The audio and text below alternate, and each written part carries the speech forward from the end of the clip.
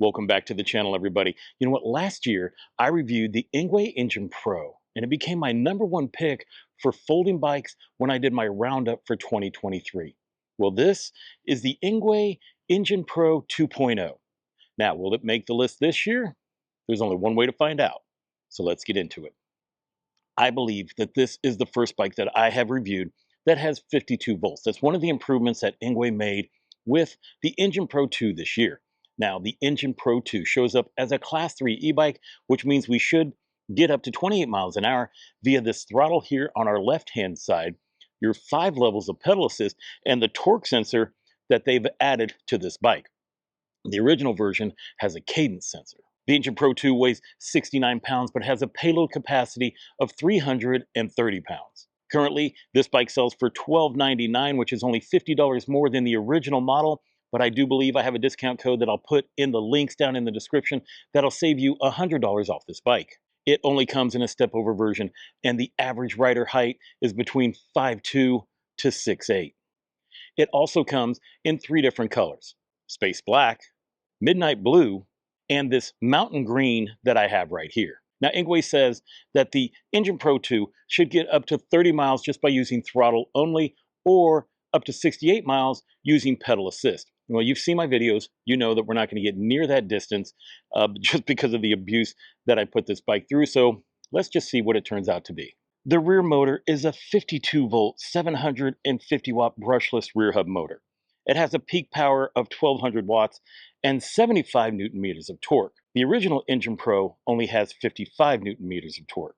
You have an 8-speed transmission with an Altus derailleur, a derailleur guard, and the Shimano 8-speed trigger shifter. For stopping power, you have a 2-piston hydraulic brake system with 160 millimeter rotors. Your front forks are hydraulic. They have 88 millimeters of travel. You can preload them and you can lock them out. I really like the one-piece mag wheels that they put on these bikes. Now, the tires are Chow Yang. They're 20 by 4 inch. They have an aggressive mountain bike pattern, and they are puncture resistant. The rear suspension is an HLT 100. It says it can hold 1,000 pounds, and it has approximately 23 millimeters of travel. When it comes to battery power, we have a 52 volt, 16 amp hours with 832 watt hours of power hidden right here within the frame. It does come with a 3 amp charger, which means we can charge this whole bike up from 0 to 100% within 5.5 to 6 hours. You can leave the battery in the bike to charge it. Your charging port is on this other side right here, or you can remove the battery and charge it inside.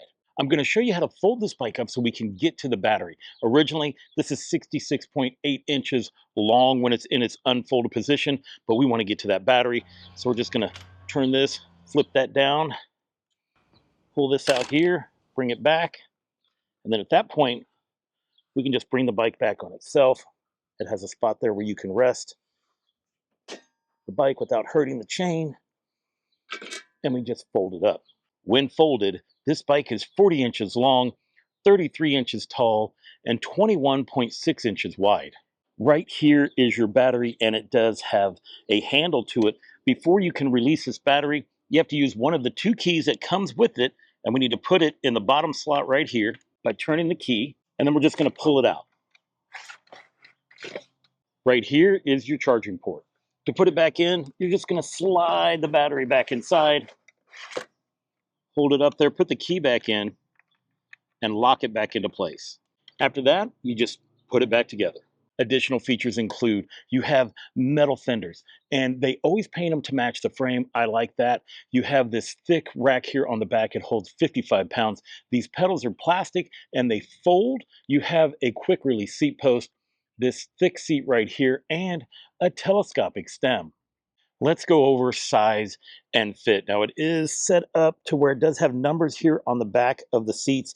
This is the highest number or the lowest number that it has for this seat, but it looks like in reality, you can take it down that low. And that is your lowest seating position. Go ahead and lift that up, and it goes up pretty high. Right here was our highest position, and this telescopes up. And this right here is its highest position. Woo, There's your 6'8" rider.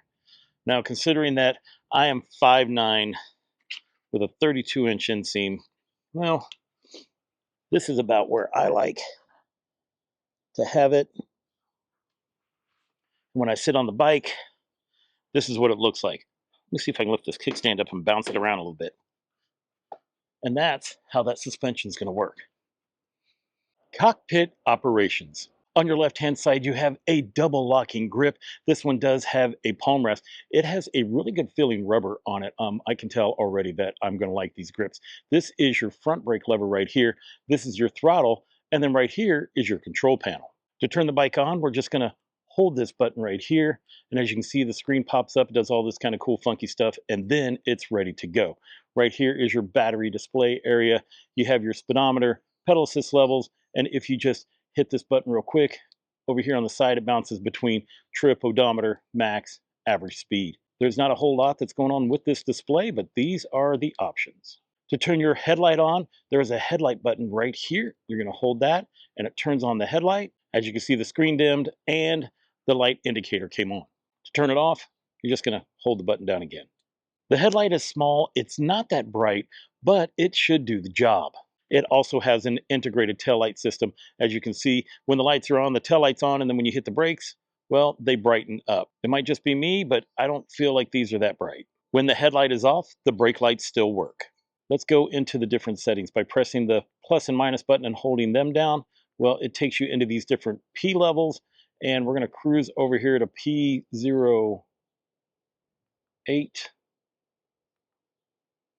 And this shows that it is set for 63 miles an hour, which we know won't go that fast, but at least we can see why it'll go up to 28 miles an hour.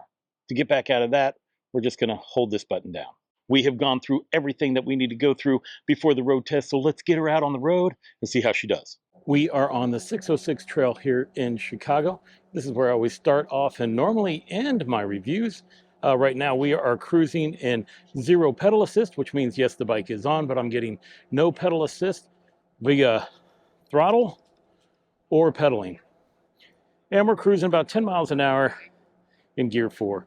All right, since this bike has a torque sensor, now we're going to test it out to see how good this torque sensor is. I have it in pedal assist number 1. If I'm just barely pedaling, we're cruising at 10 to 11 miles an hour. Now, if I push the pedals harder, we should go faster in speed, and we are. Yes. All right, Engwe, this is a true torque sensor. One of the safety features about this bike is that it does take a key to turn it on. So if you take your key out, you park it somewhere, you lock it up, you take this key out, they cannot put any power to this bike. So even though they could possibly steal it by cutting your lock, they're not going to be able to provide any power to the bike without this key. Speaking of that, now that we have the bike stopped here, let's show you I'm using the Seco flashing light here for my blinkers, my daytime running lights. I got my half knee bar and mirror, and my Rock Bros bag that's holding all of my equipment. Not sure if I pointed this out, but there's a horn right here. It puts off a high-pitched noise. It's not that great of a horn, but it does have one to alert people as I'm passing them. Let's go ahead and check out the throttle on this bike. I have it in pedal assist 1. We're going to hit the throttle. I'm going to see if it is dictated by whatever pedal assist level you are in. Oh, that's right. This is the Engine Pro 2, which means that they have it to where the throttle will only do 20 miles an hour. So whether you're in pedal assist 1 through pedal assist 5, it's not going to matter. It'll take you up to 20 miles an hour. Now let's check out the pedal assist levels. We're not using throttle. We're just using pedal assist only. And we are in gear 1. That should take us about 10 to 11 miles an hour. That's what we had earlier. Now remember, in any one of these levels, you can give it more juice and it'll go forward, but I'm just showing you that if you're putting any effort or very little effort in, the speeds that you're gonna get. We're cruising at 12 miles an hour. You put it in pedal assist number 2, like you don't really feel much of a difference. You know, torque sensors are for when you're really pushing down on the pedals. And right now, we are not doing that. So we're still cruising at 13 miles an hour. Number 3, okay, I felt it kick forward a little bit more. It's wanting to give us some more assistance. We're gonna go up in gear 6, cruising at like 16 miles an hour comfortably. But, you know, if I kick it down, we're gonna go. So we're not doing that yet. We're not doing that yet. Let's go ahead and go to 4. I'm in pedal assist 4. We're cruising at like 18 miles an hour, super easy. And then pedal assist number 5, you do feel it kick forward. It's like those Newton meters of torque, they want you to go. And we're cruising at like 20 with minimal effort. But while we're at our pedal assist 5, let's go see if we can hit 28 miles an hour. Let's go. Oh man, this bike has great torque. We hit 28, 29. Oh, okay. So I did that, and then it kind of cut power off. I'm pedaling, and it cut the power once I hit the max speed. So I'm sure that's one of the ways that they try to govern and regulate to ensure this bike just isn't screaming down the road at 30 miles an hour. We're going to see how that turns out during the rest of this review. It's not that often that I'm just normally cruising at 28 miles an hour. Right now, we're going to go ahead and look at the speedometer versus the display. I want to see if the speed limits that we're going to be hitting are correct. And it looks like it is. Just takes the little GPS over here a second or two to catch up, but it looks like the display and the speedometer are correct. Let's go ahead and see how fast we'll hit from 0 to 20 miles an hour. I have it in, it doesn't matter which pedal assist level I have it in, doesn't matter. It's just going to go to 20 miles an hour via throttle only. Let's go.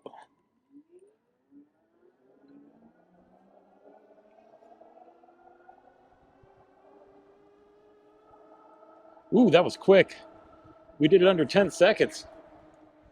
You know, you feel it pull really well. Now, it's not enough to throw you off the back, but it doesn't start off like super gentle. It feels strong. It feels good. Let's see how fast we can get it up to 28 miles an hour using pedal assist only. I went ahead and put it into pedal assist number 5. This is going to give me the most boost. We're down into gear 3. We're going to 3, 2, 1. Let's go. Oh, yeah. Shoot. Oh, we're already kicking up gear. Woo. Oh, yes. Woo. Okay, this bike is quick. For a foldable e-bike, this thing hauls. Whoops, I realized I did not reset my trip mileage before we took off. Right now it shows 9.8 miles. Strava's showing 2.98 miles. So we're gonna have to go ahead and do the math on that as we move down the road to make sure that everything is correct. Now, one of the things that I've noticed already is about this seat. The seat is comfortable, but there's something weird about it. I feel like I'm just kind of like wanting to wobble off of it. Not sure how it's going to feel by the end of this trip, but I mean, it's soft. I just think maybe it needs to be a little bit bigger or just shaped a little bit different. You know, when it comes to seats, it's always subjective. So that's my personal opinion on it. You might like the seat, but I think that would be one of the things that I would change on this bike. All right, it is time for our gentle off-road test here. Oh, yeah. I'm hearing very little noise. I think some of that's coming from my trunk bag with my gear rattling around. There is something, oh, I see where the cables are smacking the fender. That's the only noise. Some of these bikes that have the battery in the frame rattle around, and I saw that when I pulled this battery out, that they have like these protectors or these spacers at the bottom of the battery to keep it from doing that. Oh, that was easy peasy, guys. Now, I remember with the original Engine Pro, I did a mountain bike trail with that bike. And I mean, if you haven't seen that video yet, it's just basically me laughing, giggling like a small school child as I'm going through this mountain bike trail. I've already done with that one. We're not gonna do it with this one. We're just gonna give her the good old review that covers everything. I do like this torque sensor. I can tell that it's one of the better torque sensors that you can put on a bike. It is now time for the hill climb. The first thing we're gonna do is throttle only, 75 Newton meters of torque. This is a pretty torquey bike, so let's see. I have a feeling that it's gonna go pretty easy up this hill. I mean, we've started off great. Yeah, I can just feel it. We're gonna be doing no problem at all. Oh yeah, this is exactly how I thought this would go down. Now we're going to try the different levels of pedal assist when it comes to this torque sensor. I have it in pedal assist number 1, and we're just going to see what that feels like going up the hill. I have it in gear 3, and let's see how that feels. So you're definitely going to put in some effort when it comes to coming up this hill. Ooh, yeah, you are. Yeah, you're going to put in effort. On pedal assist 1, you can make it to the top of the hill. But yeah, you're gonna put in some work. Now we're in pedal assist number 2. We're just gonna keep it in gear 3 the entire time. Let's see how that feels. Right, making it a little bit easier to make it up this hill.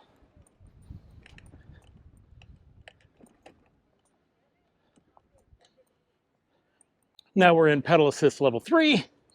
Let's go. Oh, see, if I feel like a big difference that I feel between 1, 2, and 3, even just between 2 and 3. We're just whipping right up this hill. Man, we're gonna fly at like 4 and 5. We are now in pedal assist number 4. Let's go. Oh, we are moving. It's like 12 miles an hour coming up this hill. And now pedal assist number 5 for our last shot. Go. Oh my gosh, it is so easy. I think I'm gonna have to kick up a gear. Yeah, I had to increase the gearing because it's so easy making it up this hill. It was fast too. Bravo. This thing is a nice little hill climber. Engwe's trying to make my 2024 list for sure.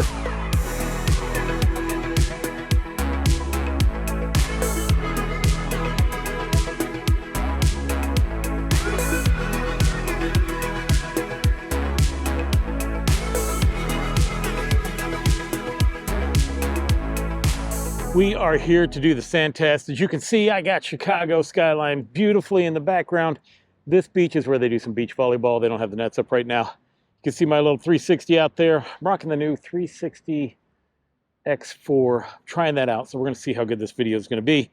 So let's see how this bike handles in the sand. We're gonna do throttle only, and then let's kick it down in some gears in case we have to help it. Oh, but throttle-wise, we're just burning through. All right, let's do some pedaling. Oh, okay, so we have to use the throttle. We have to use the throttle and some pedaling, both to make it through. But we're doing it. We're doing it. Oh, oh, ooh. We had it there for a second. Oh, my light got loose. It's hit the fender. We did it though. I think all the vibration made my headlight come off. There we go. All right. She makes it through the sand. She'll get you to the beach and through the beach. Take a look at that flag right there, and you can see the kind of wind that I'm dealing with today. So what we're gonna do is we're gonna head into this wind, so that way when the battery drains down, I can actually have the wind pushing me on the way back. You can see how, well, maybe you can see, I'm not sure with this GoPro, you can see how the waves are just crashing in. Once again, it is another windy day here in Chicago. All right, let's get going. Let's see if we can just power our way through this sand to head over here to the bike path. Ooh, yeah. Beautiful. You know, I've done this enough times to know to bring a windbreaker. Ooh, that feels so much better. That wind is killing it today. So the brakes feel excellent. I knew they would. Even though they're no name brand, I remember the last ones, and hydraulic brakes seem to be excellent. I think any bike that has, that's class 3, that can do 28 miles an hour should have hydraulic brakes on them. This seat though, okay, so the seat's comfortable, but it's wobbly. I don't know.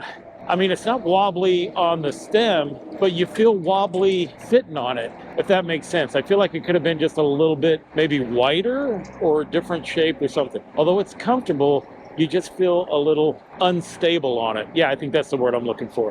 When it comes to these pedals, there doesn't feel like there's much grip to them. I mean, you could literally ride this bike barefoot or with just flip-flops on, with how smooth these pedals are. So I feel like my feet are slipping off of them a lot. If you were gonna have this bike and you weren't gonna fold it up a lot, I mean, even if I would, I'd probably put different pedals on it, even if it was some better foldable ones with some little posts sticking out of them. I knew I was gonna like the grips that are on this bike, and I do.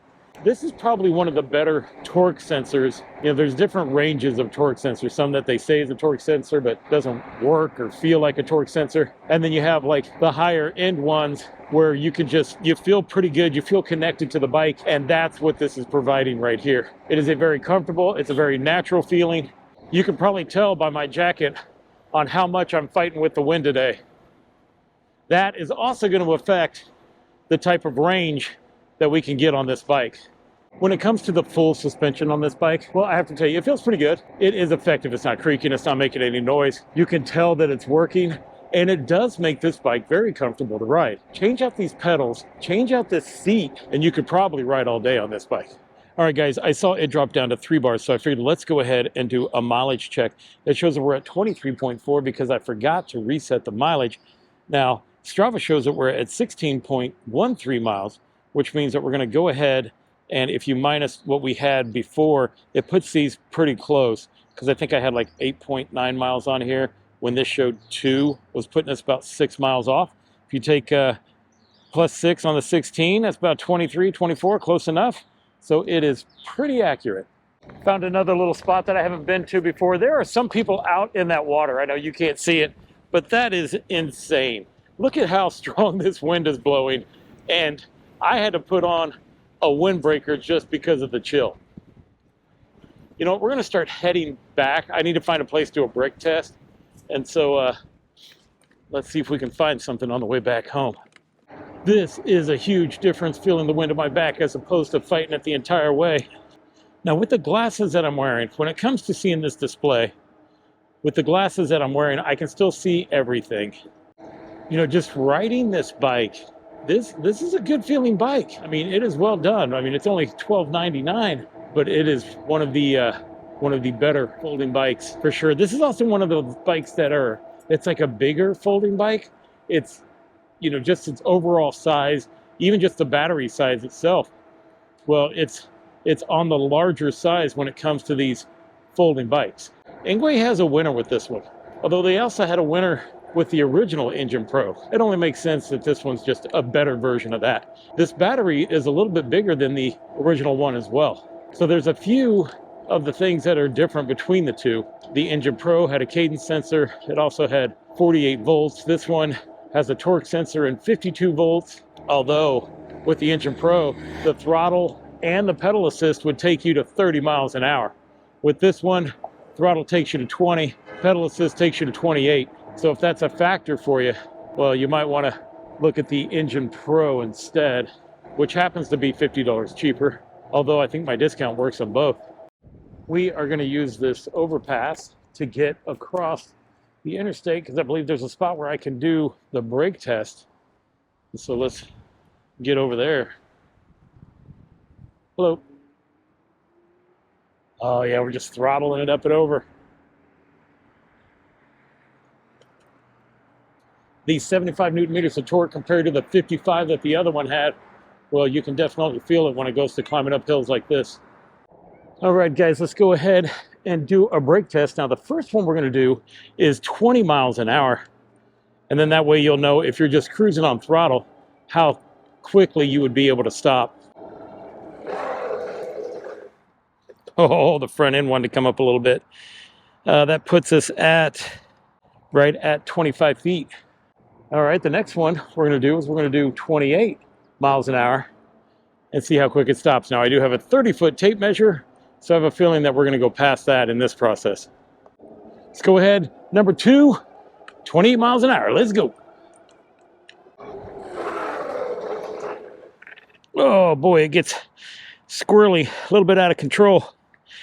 Let's see where we're at. We are at 35 feet. Seems like that brake test took a lot out of this bike. We are down to the last battery, and we're probably like 6 or 7 miles from the house. Right now it shows we're at 23.49 miles is what Strava's showing. I know this is also pretty accurate as well, even though it doesn't show it. But let's head home and see if I make it. I'm going to be cruising in pedal assist 2 and 3 just to make sure that I can try to make it home while we still have battery. Look at this line. It goes on for miles. That's how traffic is around this time of the day. We are back on the 606 trail. This puts me 3.3 miles from the house. We still have one battery bar going, and we're still keeping it in pedal assist level 2. Now, the closer we get to the house, the higher in the pedal assist levels I might put it. But right now with pedal assist level 2, we're going to be cruising 19 miles an hour comfortably. I feel like this has been one of my smoothest reviews. And what I mean by that is in terms of just how the bike's handling, how things are going. Of course, I say that while being, 3 miles from the house, but just going off by how the day has been, how you guys have been, how the bike's performing. Yeah, this has been a very good time. On your left, yeah, to me, this feels like it's been like a perfect day for a bike ride here in Chicago. Since this bike has been so consistent when it comes to the riding of it, and how it performs, I feel like this is definitely going to make it in my top 2024 foldable e-bikes. Good job, Engwe. Pedal assist level 3, gear 7. That to me seems the most comfortable, and I believe that's what I've done a lot of this review in those settings right there. This is where torque sensors really come in handy, right? Like when this battery dropped down to 20%, and that's what that one bar means, that if this was a cadence sensor, I wouldn't have made it this far. But since these torque sensors are so efficient when it comes to power, well, I'm barely putting any power to the cranks, and we're just able to cruise at this speed, only using little bits of battery.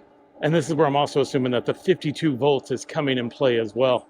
We have made it to the end of the 606. We're only like 3 blocks from the house, and we still have that 1 bar of battery left. So that means we're gonna have to keep riding, because I wanna make sure this thing is either dead or close to dead so we can get the mileage out of it. Now I have to tell you that if you're riding it normal like I've been doing, that it's a great experience, and I think this bike would go a whole lot farther than the abuse that I was putting it through today. Now what we're gonna do is we're just gonna hit one of the city streets here until we get like a mile down the road, and then we'll loop back over to the 606 trail. But right now we're doing throttle only. I hope this gives me some sort of warning between just having one solid bar and like cutting off, because I am riding away from the house instead of towards the house in hopes that it's going to give me some kind of battery warning that we've hit down to 10%, or it could just shut off and I'm going to have to figure it out. We are heading back up to the 606. Hello. I feel I need to do something drastic to make this battery drain, because with the settings that I have it on, I feel like this thing's going to last forever. Okay, we now have the battery.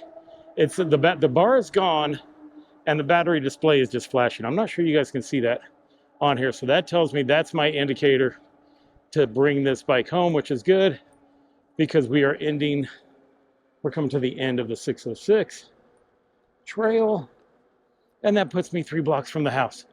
Let's see if we still have throttle, and we do. Wonder if it's going to take us up to 20 miles an hour. It feels like it is. It's definitely going to take us up to 20. We made it back all the way here on throttle only when it comes to the end of this. Now, I know it can go a little bit farther, but I've had such a good day of riding this bike. I don't want to take it out and get stranded. So it could probably do another mile or so with it, the battery flashing. But you know what? We're going to call it. I'm going to give you my final thoughts. Now that we have made it back, I have to tell you that this whole ride today has been super smooth. This has been a really great day to go out and do a bike review. I mean, this thing runs really well. Now, Strava says that we went 31.96 miles today, and I took a look at how I did when I did the original Engine Pro, and I went 31.7 miles with it. So distance-wise, we were still doing the same, but I felt like this bike had more power. I probably could have gone another 4 to 5 miles with this bike with the flashing battery. I just didn't want to risk it, but it would outlast the original Engine Pro for sure. Now, there are only a couple of things that I would even think that I would even change with this bike. One being the seat. All right. I mean, it just feels a little unstable. I mean, it's one of those seats where if you want to work your core, well, you're going to work it because you just feel like you're falling off this seat. The second one would be the pedals. And although the pedals are foldable, they just feel super thin in the fact of where your feet want to slide around on them. There's not really, these little knobs don't stick out that much, or it's designed in a way to where you don't really feel like it's gripping your shoes. Now, if you're a person that wants to ride barefoot or with like flip-flops, well, then you're not going to have to change anything at all. But, for somebody who's going to have the bike for a long time, well, I personally would change out the pedals and the seat. Also, when it comes to the display, it would be nice to have a, battery percentage, or being able to check how many volts we got going on, or watts, or whatever it is. But that wasn't an option. Well, the watts, not the volts. That wasn't an option with this display. It'd be nice to see it added, but you know, I kind of figured how far this bike would go, and I was able to plan it accordingly. I did feel that this ride was super comfortable because the shock system on this worked really well. So you had the front shocks and the back shock, and as I was going over bumps and stuff like that, it made it really comfortable. Switch out that seat, and you are definitely good to go. Now, I think with that being said, if you were to just ride this bike normally around town, cruising at like pedal assist 2 at about 17, 18 miles an hour, you would get a lot more mileage out of this bike. But I was climbing hills, I'm going through sand, trying to go as fast as I can for brake test. That really does put a hurting on a battery when it comes to distance. Now, if you are interested in the Engwe Engine Pro 2.0, then go ahead, use my link down in the description below. It doesn't cost you any more money to use it. As a matter of fact, I have a $100 discount code down there below as well that's going to save you money on this bike. Now, if you are thinking about getting just the original Engine Pro because you like a cadence sensor better, well, that discount code should work as well. Well, that's it. That is my review on the Engwe Engine Pro 2.0. And I want to thank you for watching. So until I see you again, enjoy the ride.